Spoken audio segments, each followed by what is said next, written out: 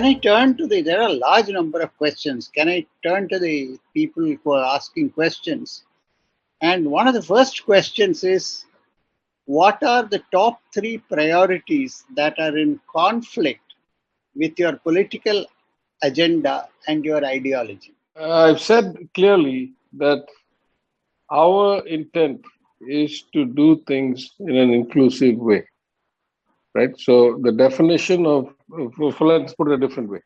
Were we truly the socially just, economically inclusive society that we would aim as our ideal to be, then we have outcomes that are contrary to that. We shouldn't have the kind of corporation and government school outcomes that we have now.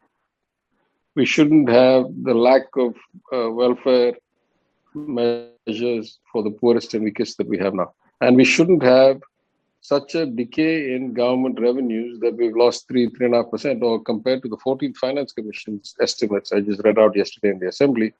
The 14th Finance Commission estimated that the state-owned revenues for the government of Tamil Nadu in 2019-20 would be 210,000 crores. In reality, it was 120,000 crores. And I'm not talking about, this wasn't a projection from 50 years ago.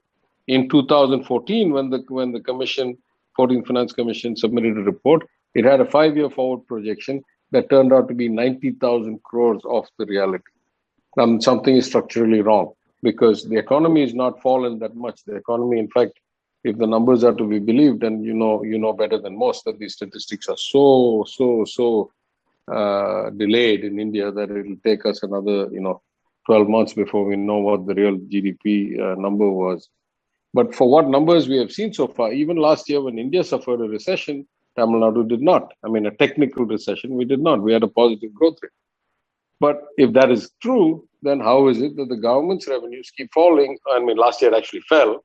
But more importantly, that as a percentage of GDP, it has fallen sharply, even though as a numerical number has gone up.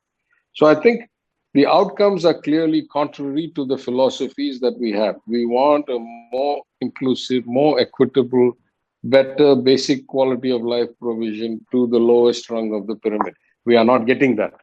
We are not getting that partly because the government doesn't have enough money to spend. Mostly, in my opinion, because the government is not functioning well enough to know what outcomes it will get if it tries to make any efforts. So those are things that we need to fix. Now, that kind of change is not easy because the system, as I say, whenever a system is broken, it's broken by intent. It is not broken by randomness or broken by coincidence. So somebody benefits from the system the way it is.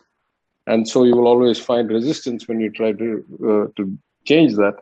And that resistance will be more powerful than the people who are losing out, because losing out are diffuse and dispersed many.